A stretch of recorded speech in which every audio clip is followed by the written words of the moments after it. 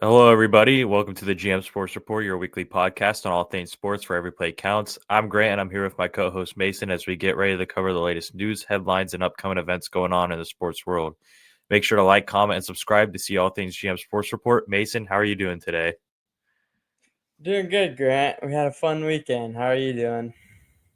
I'm doing good as well. We did have a fun weekend. We went to the Tampa Bay Buccaneers versus Jets game with Mason and his cousin Cole, and it was actually a very exciting game. I wasn't expecting it to be as close as it was. The Jets had a blocked field goal late that they turned into a touchdown to put them Yeah, up insane.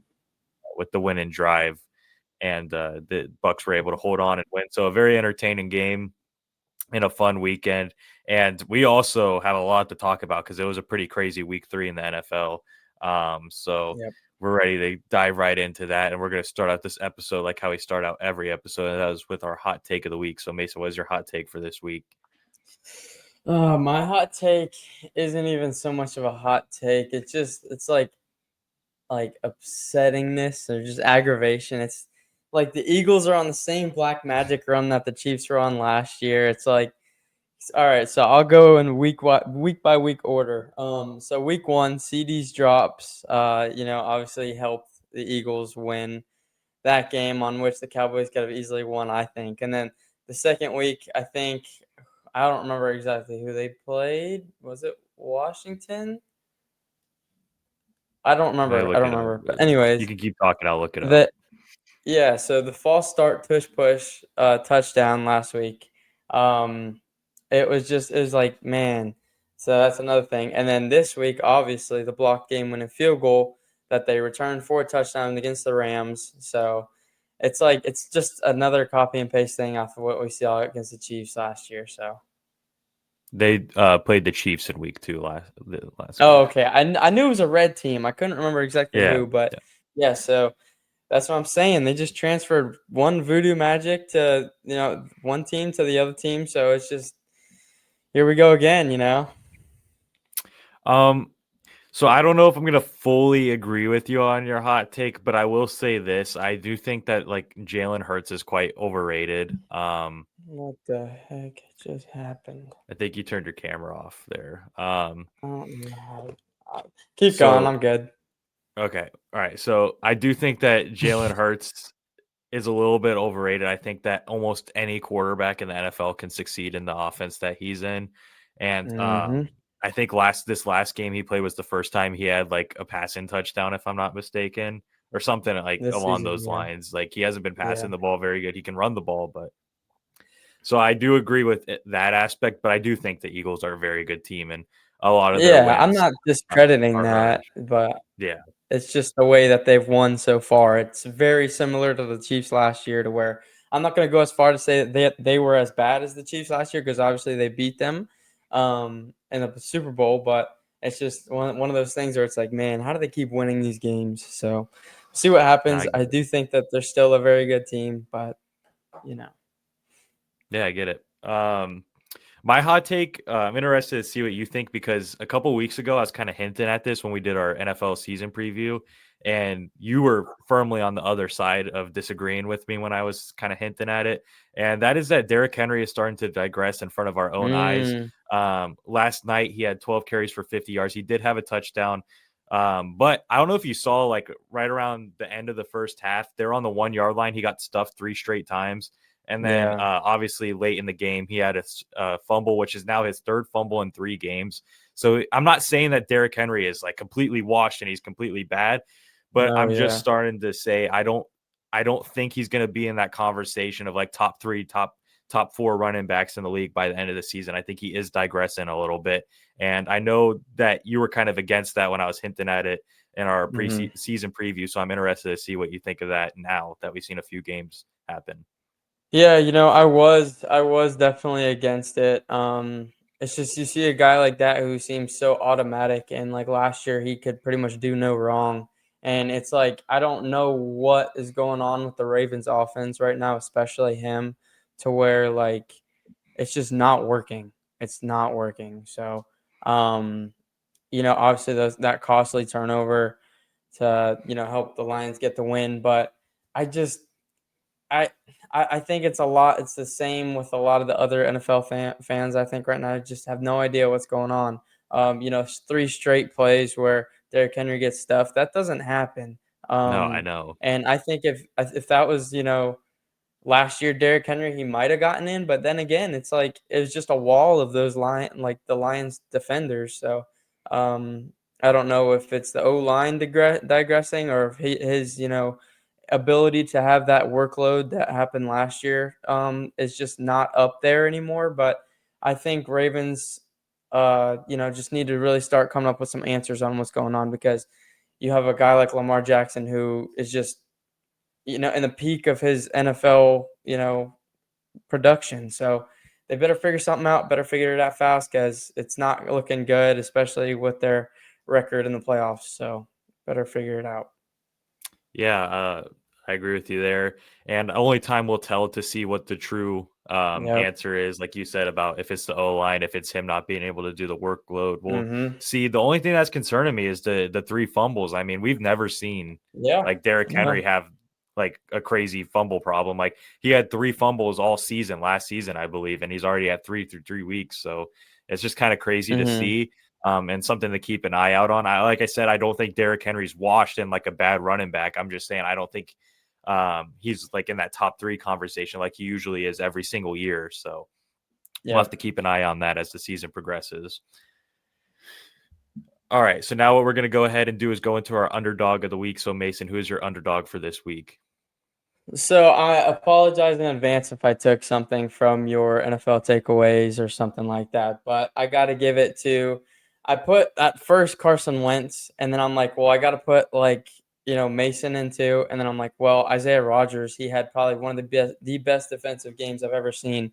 He had a pick six, he had a fumble recovery for a touchdown, and let alone forcing two fumbles. So he alone, played amazing, but that whole Vikings team just absolutely balled out. Carson Wentz really stepping up when, his name was called 14 for 20, 173 yards and two touchdowns.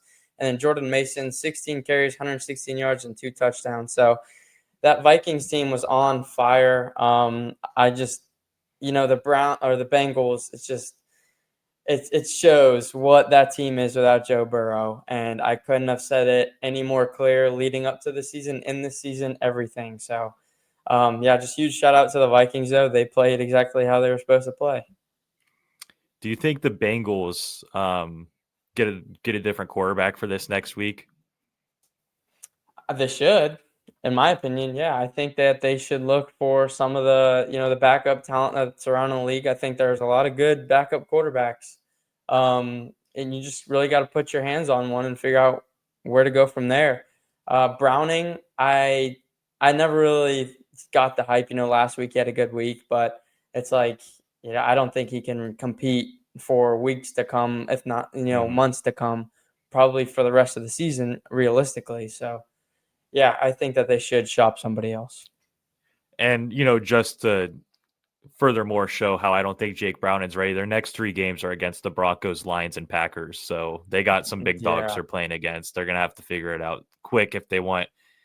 I don't think they'll have any hope in playoffs now that Joe Burrow's out 3 to 5 months. No. But you know, if they want to win some games here and there, they're going to have to get a different quarterback in there, I'd feel like. So Yep. we'll see what happens with that. And I am glad you picked the Minnesota Vikings because I forgot to put them. I don't know Okay. how I did because of how great of a week they had, Not a especially with problem. that defensive performance. So I Yes. like that pick a lot.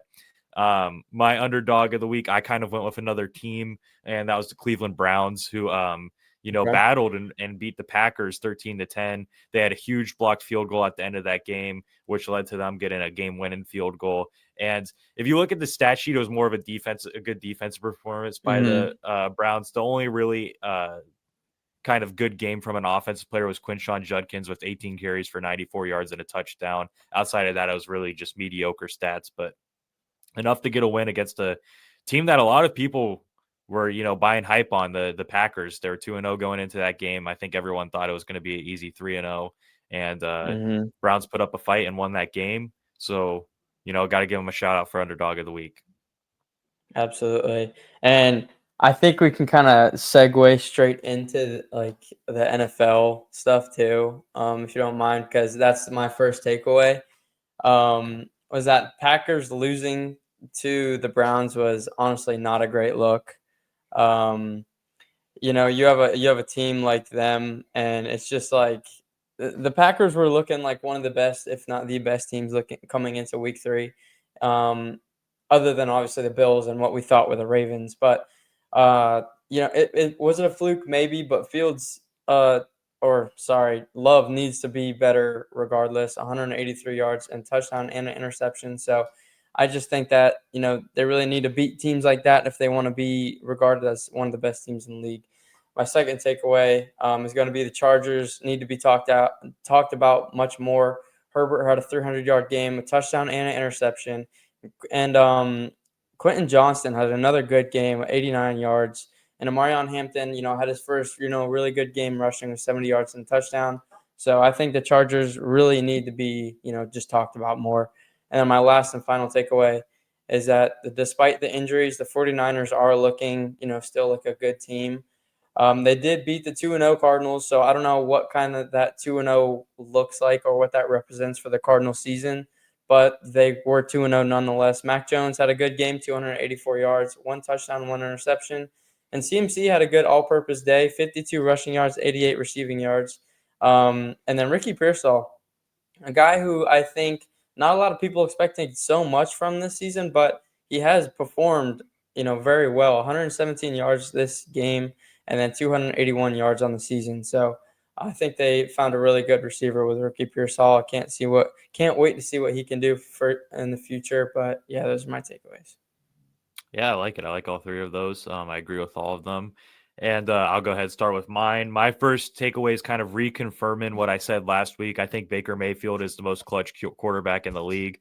This is now three Yeah. straight weeks of having game-winning drives, and he's making big plays left and right. Now, he did miss a wide-open receiver on like one of the Oh first my plays of that gosh. last drive. That would have been like a huge play, but he got the job done nonetheless. And it was very exciting to witness it live and in person. So I felt like I just Yeah. had to reconfirm that and, say that as my first takeaway. My second takeaway is that, I mean, this is kind of a given. I think everyone knows this, but Lions have the best running back room in the league, combined for Hmm. 4 touchdowns last night and 218 yards. Montgomery and Gibbs is just like such a good like running back room. I mean, everyone knows Yeah. that, but I just felt like it needed to be talked about because of their performance last night. And my third takeaway is that I believe Jonathan Taylor is a top 3 running back right now. This last game, he had Hmm. 17 carries for 102 yards and 3 touchdowns, and he is now first in carries and first in yards for the whole NFL right now. So those are kind of my 3 takeaways for this last week. Yeah, man, that Colts team is looking, better and better each week somehow. But I wanna show the pod just that video I took of you real quick. Hold on.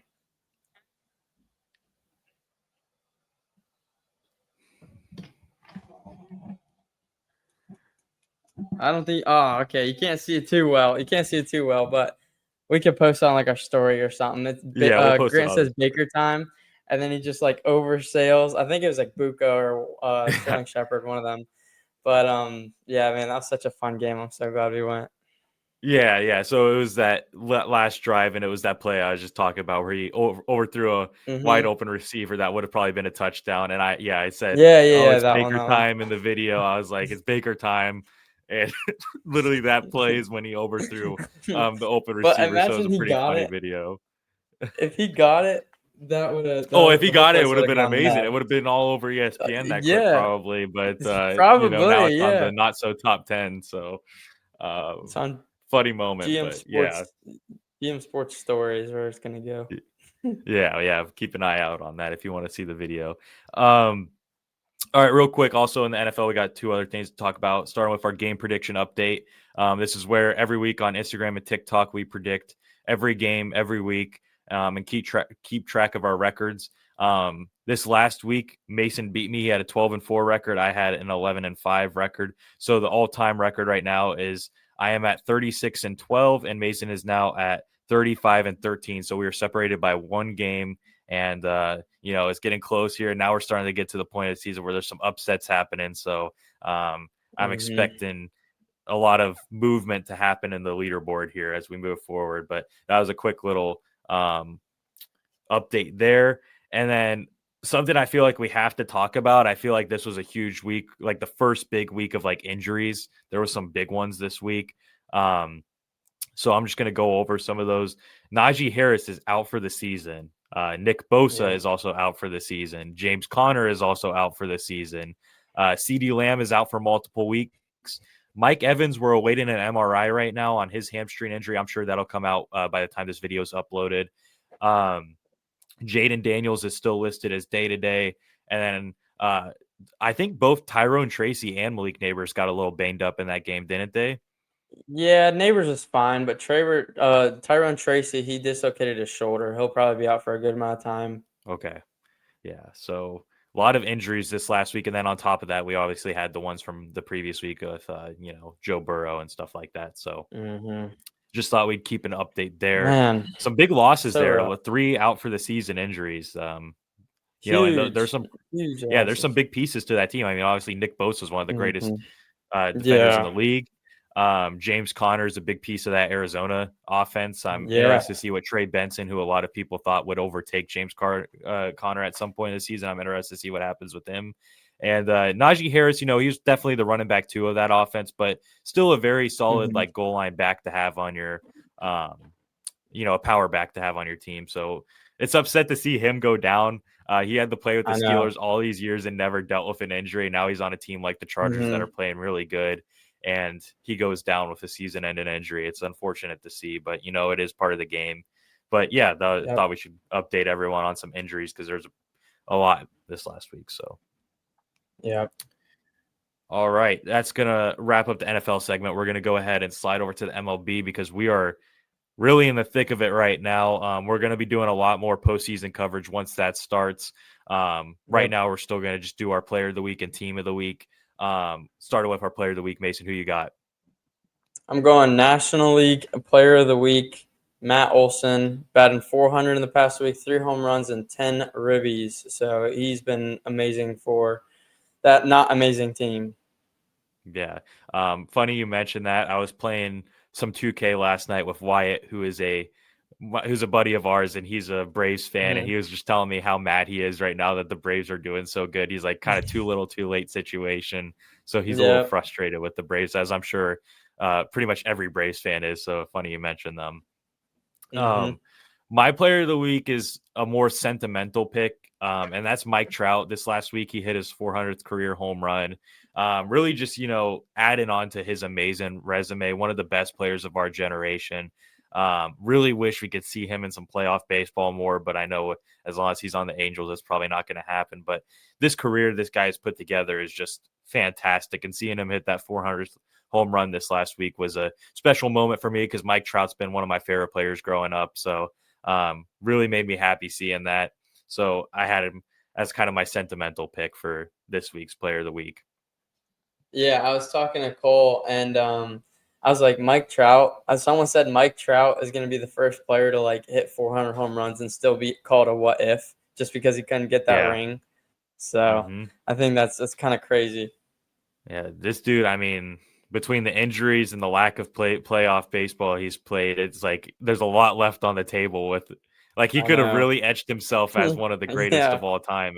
He already is one of the greatest of all time, but he could have really edged himself into that conversation of Hmm. like maybe even top 5 all time. But um, still a fantastic career that he's put together and a great milestone for him to reach. So, yeah, Mike Trout Absolutely. as the player of the week. And now we're going to go ahead and slide over to team of the week. Mason, I'll let you go ahead and begin with that. I can't remember if I picked them last week, but if I did, I got to pick them again because they're 9-1 in the last 10, and that's the Cleveland Guardians.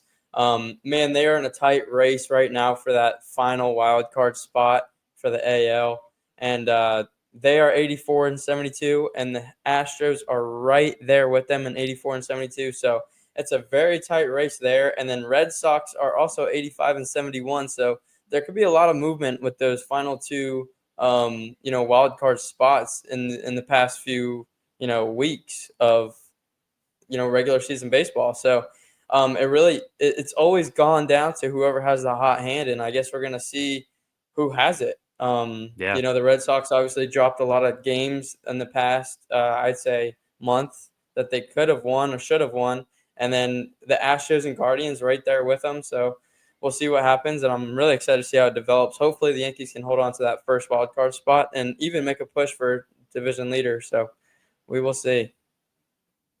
Yeah, I'm really glad you picked Cleveland because for my team of the week, I'm doing the flip side and picking a Yeah. bad team of the week. And that is the leaders of that division that everyone thought was a sure thing that they'd win this division. And that's the Detroit Tigers. They are now 1-9 in Yes. their Oh my last 10 gosh. games.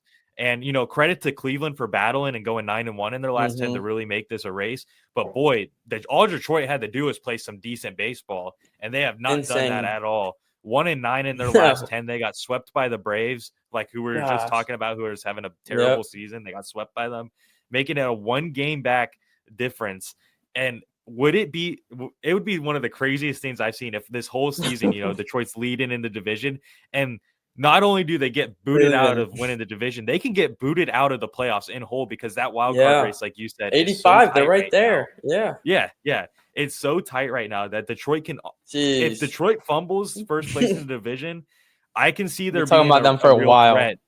Yeah, I can see there being a real threat that they missed the wild card in hole two and ultimately missed the playoffs because of how close it is. And I do believe Detroit and Cleveland has a series coming up to end the season. I'm not 100% sure. I Ooh. think they might. I think I saw something about Take a that. take. So it's really something to keep an eye on. If you're a baseball fan, really tune Yes, into they're those in two it teams today. because this race, they starts today. Yeah, 3-game series. Then they have Red Sox. Yeah, So that's yeah, yeah. they have So Cleveland, really then tune Red into Sox. those Those some games. important baseball. Yeah, it's gonna get really excited here down the stretch. On the flip side, if you look over at the NL side of things, the Reds have swept the Cubs in a 4 game series, which gives the Reds that final wild card spot over the Oh, Mets because yep. of the They're tiebreaker. right there. And the Cubs now play the Mets. So if the Cubs beat the Mets, the Reds basically got walked into the playoffs by the Chicago Cubs, which will be very interesting to see. So a lot of exciting stuff going around in the MLB right now. So if you guys are MLB fans, I can't stress enough. Tune in this last week. It's going to be fireworks going on. And if you're not, start watching because this is where it Yes. really picks up, and I think it's where you can get hooked. Yeah, for sure. It's going to be very excited to see some of these things happen. I know you're probably hoping Detroit doesn't make it in because who wants to face Tariq Skubal I in a don't postseason matchup? You know what I'm saying? I don't want to Um, play anyone right now, honestly. I just want to keep going. Skip wild card, man. Like, Yeah, I feel you oh there. I'm a little jeez. nervous for the Cubs' fate as well, but it's also exciting at the same time. But yeah, very interested to see what happens here down this stretch, and that's gonna pretty Mhm. much wrap up the MLB talk for this episode. Now we're gonna go ahead and slide over to college and Mason. I'm gonna let you take this segment Yep. all the way because I did not watch any college football outside of the UCF game. So this is all Okay. your segment. We're gonna go over some college football takeaways from this last week. All right, sounds good. So first, we'll start off with my team, and that I think was one of the primetime games. It was number 5 Miami versus unranked University of Florida, and man, I'm gonna say that things really need to start changing. Whether that's firing Billy Napier or going a different way with DJ Lagway as of just for right now, maybe like giving him a game or just sits or something against just a team because we play Texas next week or this week, so it's kind of rough now. So I don't know what the heck's going on, and you can really see that play calling was favoring away from having DJ, the ball in DJ's hands, to where we started to run the ball, and oh my gosh, the offense started moving. We scored a touchdown, and it was just wild. So I'm not too sure what's going to happen there, but I think it was a very winnable game until late to where they could have had it just like that LSU game where DJ threw 5 picks. So not too sure what's going to happen. It'll be definitely very interesting. And then I think one of the biggest storylines in college football this weekend was the number 19 Indiana killing number 9 Illinois, where they won 63-10. Indiana quarterback Fernando Mendoza went 21 for 23, 267 yards, and 5 touchdowns. And that team combined for 312 rushing yards. So it was just insane, and they just killed Illinois. I don't know what's going to happen with them, but it'll be very interesting as well. And then one of the other biggest headlines that's been happening the past few weekends was the fall of Clemson and Dabo Sweeney. I don't know. It's just insane to see how bad that team's fallen off. Syracuse won 34-21, and Cade Klubnik, he went 37 for 60. He threw the ball 60 times. He had 363 passing yards, 3 touchdowns, and an interception. But clearly, it was not good enough to win. They're probably just chucking that thing up there is what it seemed like. And Syracuse quarterback Steve Angeli, it was playing amazing, 244 yards and 2 touchdowns. He was supposed to be the guy at Notre Dame after Riley Leonard leaving last season. Then he chose a better fit for him at Syracuse, but sadly he tore his Achilles and is out for the season. So, really upset about that for him. Really looked like he had a great game. And yeah, that's kind of all it was for college football. You mentioned the UCF versus North Carolina, where UCF just killed North Carolina. Bill Belichick should have just retired. We said it all the time, but he should have just sat down and watched football, done something. Just horrible. So, yeah. Yeah, I like it. I'll furthermore that UCF take because that's the only game I watched. Yeah. Yeah, it was just UCF dominated from beginning to end of that Mhm. game, and it's really just like you said. I can't stress enough how Bill Belichick should just not be involved with competitive football anymore. I mean, this Yeah, I dude's know. fall off. It just needs to be studied at this point. But yeah, I like all your takeaways. I agree with them all. And that's going to pretty much wrap up this episode. So thank you guys for tuning into this week's episode of GM Sports Report, where every play counts. Please make sure to like, comment, and subscribe to be able to see our weekly episodes on all things sports. For additional content, check the description, see links to our Instagram and TikTok account. This is Grant and Mason signing off for now. Have a great week, everybody. Thank you, guys.